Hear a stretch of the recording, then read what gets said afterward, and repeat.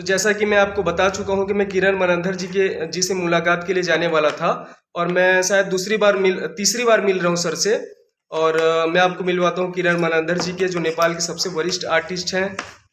ये है मेरे साथ में किरण सर। सर बहुत बहुत स्वागत है आपका, बहुत बहुत धन्यवाद। नमस्ते, धन्यवाद।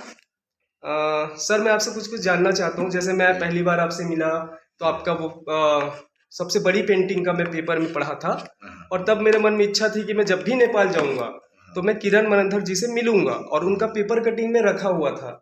ये सर ये बात मैं सर को बताया था। तो जब मैं पहली बार यहाँ पे एग्जीबिशन का प्लानिंग किए तो मेरे दिमाग में आया कि अगर नेपाल कभी जाना हुआ तो मैं आपसे मिलूंगा, पर मैं कभी जान पहचान हुई नहीं थी। तो मैं सर को बोला कि आपसे मिलना है, और अच्छी बात हो गई कि मेरे रंग उत्सव में सर के हाथों मेरा इनॉग्रेशन हुआ, और दूसरी बार रंग उत्सव 3 का भी सर के हाथों इनॉग्रेशन हुआ है।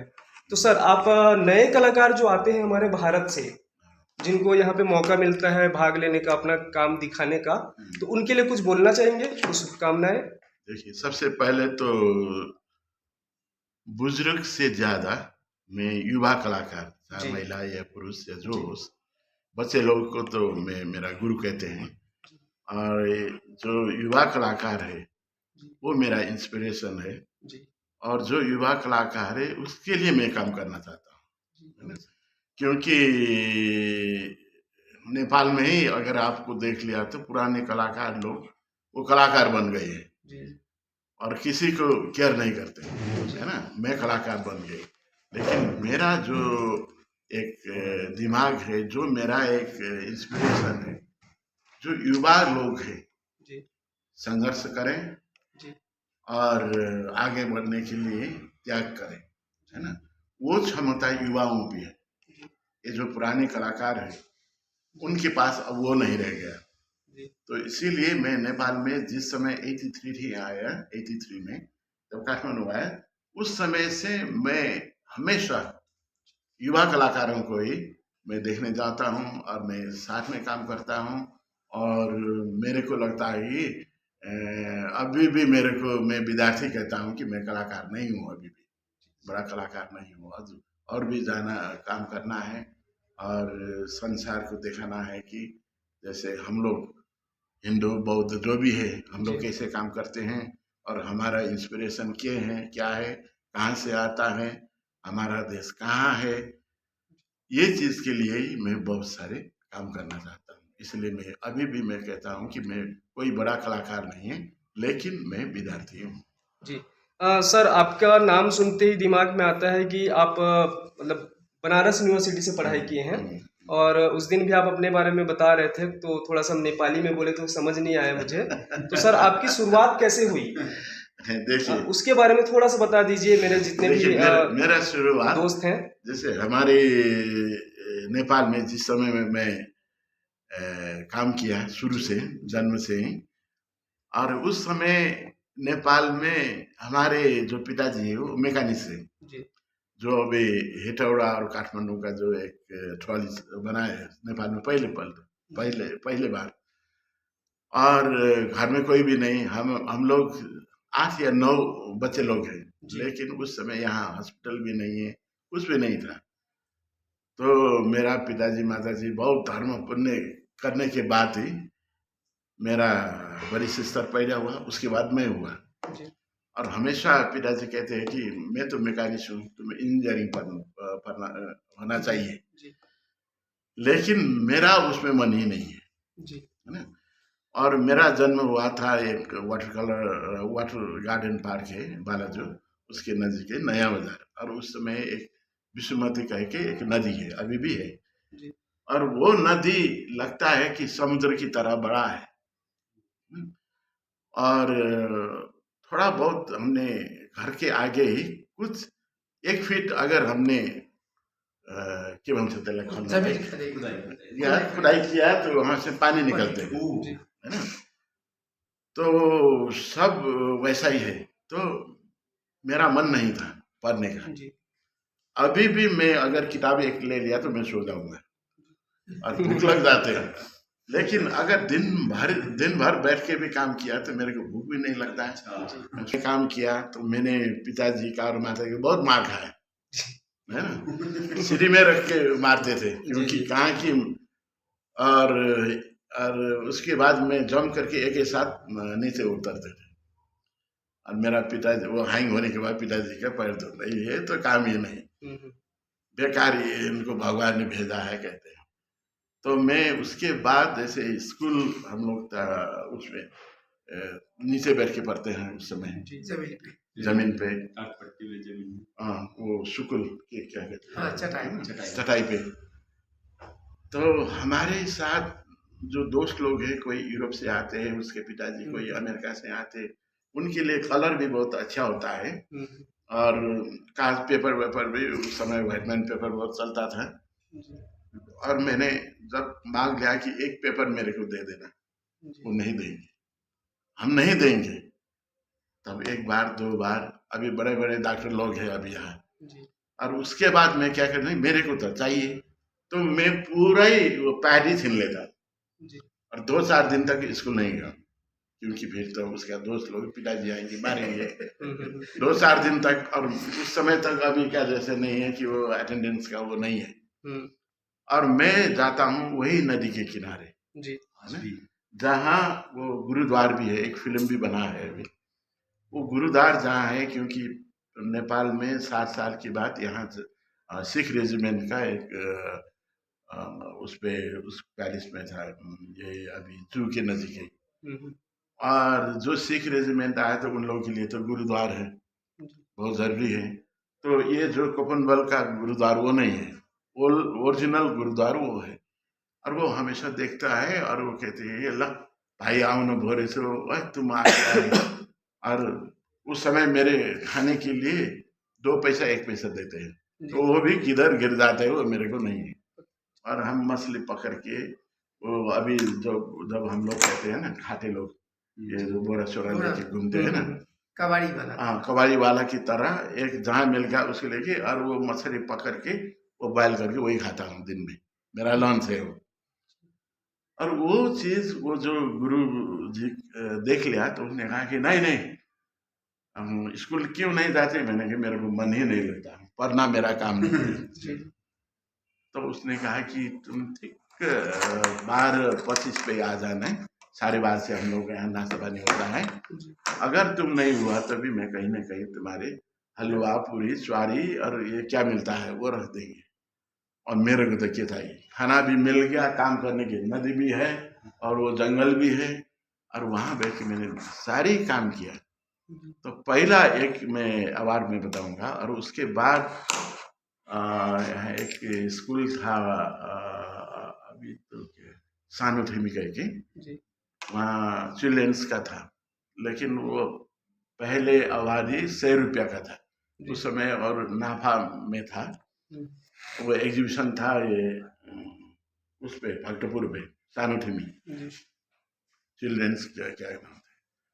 और जब मैं वहाँ रख दिया तो मेरा जो न्यूज़पेपर है वो सब फेंक दिया। ये जो पेंटिंग का एक बच्चे का एक पेंटिंग था, तो बड़े बड़े आर्टिस्ट लोग कहते हैं कि नहीं हम लोग पार्टिसिपेट कर रहे हैं, तुम तो अभी तो बच्चा है ना, तो ये नहीं जा सकता है एकेडमी से। वो एकेडमी था उसमें एसोसिएशन था, नेपाल फाइन आर्ट एसोसिएशन।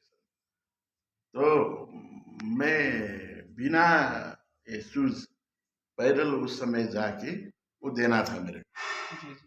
उसमें अभी नाम लिया था मनोज बाबू मिश्र है, ठाकुर प्रसाद मैनाली और शशि शाह, ये लोग सब मेरा वो काम हम सब फेंक लिया है। नहीं, ये अच्छा कलाकार है, इनको भेज दो अंदर। और उसने भेज लिया। और उसके बाद एक वो फाइन आर्ट एसोसिएशन में वहाँ पे लिख दिया कि इनका बहुत अच्छा काम है, इनको कौन सिखाते हैं क्या है। और उस समय हमारा मेरा पिताजी को अंग्रेजी सिखाते हैं, और उसने मेरे चंद्रभान मास्टर के करके नेपाल में सबसे पहला graduate artist Calcutta school of art से पहले, उस समय से पहले नेपाल में एक light and shape portrait painting होता है, वो पूरा 1 साइडेड है ना, जैसे आर्ट में होता है ना, उस समय से। अब वो तो कंपनी शैली हुआ कलकत्ता से, मैं तो ब्रिटिश शैली से काम किया। और उसके बाद उसने मेरे को सिखा लिया। जी जी। और जब उसके बाद उन्होंने कहा कि नहीं नहीं तुम जाओ, और 1 हफ्ते में हम लोग रिजल्ट निकालेंगे, और न्यूज़पेपर में आया कि फर्स्ट अवार्ड मेरा है ना। तो ये हमारे जो अभी नाम लिया ना, क्या नाम है, मनोज बाबू, सारे हम लोग के साथ तकड़ लेते हैं। हमने कहा कि आपसे भी ज्यादा से भी तकड़ लूंगा। उस समय में 100 रुपया और एक छोटा सा अवार्ड, और उसके बाद मेरे को और इंस्पिरेशन मिला, एक काम तो ऐसा ही है। और एक चीज आपका सिग्नेचर में हमने देखा है, हर सिग्नेचर के पहले आप कुछ न कुछ ऐसे चित्र बनाते हैं, उसका प्रति आपका सोच क्या है? इंस्पायर करने के लिए नए कलाकारों को, नए, नहीं, बड़ी बात है। मेरा ये है कि मेरा सिग्नेचर ही काम है। हाँ, उसके बिना कभी कभी जैसे पेंटिंग में मैं नाम नहीं लिखता हूँ, वही सिग्नेचर हुआ ना। हाँ। लेकिन लोग मानते नहीं है। हमने खरीदा है तो आपको सिग्नेचर ही करना चाहिए, कल पकड़ लेंगे ये है वो है। कोई लोग कुछ 2 शब्द मांगते हैं, लेकिन आपको वो चित्र सर हाँ, आज के लिए हमारा लाखों रुपए का चित्र है वो। हाँ, और वही जैसे है। सबसे बड़ी जो लंबी वाली पेंटिंग बनाया था, जिसको मैं पेपर में देख करके फिर मुझे आपका नाम पता चला, वो पेपर कटिंग रखा, तो उस पेंटिंग के बारे में आप थोड़ा सा बता दीजिए। ये क्या और कि अभी तक आपका कितने अलग अलग देशों में लगभग आपका प्रदर्शनी हुआ है, उसके बारे में थोड़ा सा बता दीजिए। वो सबसे पहले तो आपको 2 मिनट में ले लूँगा। जी। वो पेंटिंग करना था मेरे को पेरिस पे, जी। टूर ईफेल पे, जी। लंबा सा है ना, हाँ, टूर ईफेल कहते हैं उसको, ईफेल टावर। Eiffel tower. वहाँ करना था, तो वे अभी मैंने कहा ना सार्कोजी वो हमारा, वो वहाँ से करना है, मैं करूँगा, कलर है सब है। तो मैंने कहा कि ये तो मेरे देश में ले जाऊँगा। कहा कि नहीं नहीं नहीं, वो यहाँ रखना पड़ेगा। मैं क्यों करूँ, मेरा एक धर्म है, मेरा एक जो भी है, मैं नेपाल में ही करना चाहता हूँ। जी। तो उसने कहा कि नहीं नहीं मैं पूछ लूँगा, और उसके बाद इलेक्शन हुआ, वो चला गया। तो मैंने कहा कि मैं फिर यहाँ भी गुरुकुल करके एक थिएटर है, तब से वो सब बच्चे हैं, उनको मैं बहुत हेल्प करता हूँ। कहा कि ठीक है, तो गुरुकुल में ऐसा ही जैसे हम लोग बात करते हैं, तो कहा कि हम भी कुछ करना चाहते हैं भैया। तो मैंने कहा कि करो, ठीक है, मेरा भी एक करना इच्छा है कि ये जो धरारा करते हैं उसको, हाँ, वहाँ से काम करना है मेरे को, कि ठीक है हम लोग हेल्प करेंगे। तो उसी में हेल्प करते करते करते करते बहुत सारे जमा हो गए, तो करूँगा। लेकिन मेरा पूजा के बिना मैं काम नहीं करता हूँ। अच्छा, आज तक भी वही है। तो कहा कि ठीक है, तो कैसे काम करेंगे? कहा कि ठीक है, दिन भर मैं भूखे रख के मैं काम करूँगा, सनराइज टू सनसेट, है ना जी।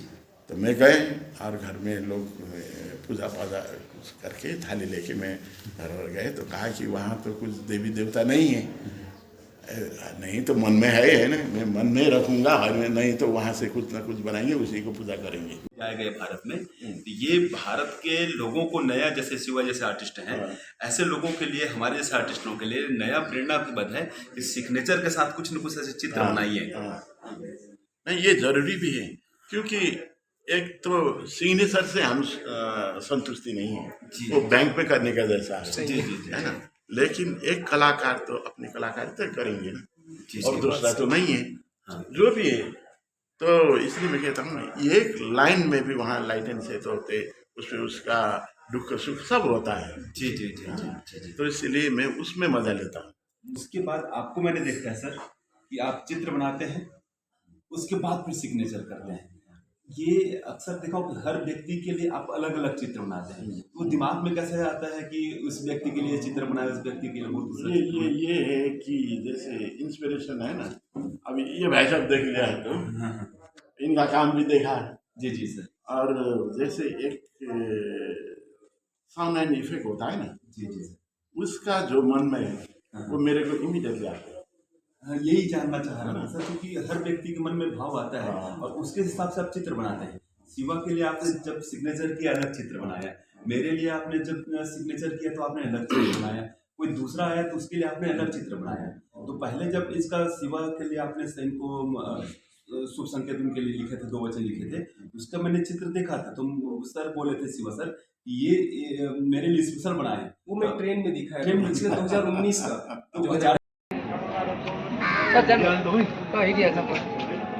तो आप देख सकते हैं नेपाल के सबसे वरिष्ठ कलाकार, सबसे बड़े कलाकार किरण मनंधर जी फीडबैक देते हुए। सर का सहयोग, सर का प्यार हमेशा मिलता रहता है। रंग उत्सव जब से शुरू हुआ एग्जीबिशन तब से सर से मैं जुड़ा हुआ हूँ और उससे पहले से जुड़ा हुआ हूँ, पर पहली बार मिला था मैं रंग उत्सव के पहले एग्जीबिशन में 2019 में। और इस बार भी सर का सहयोग मिला, सर का समय मिला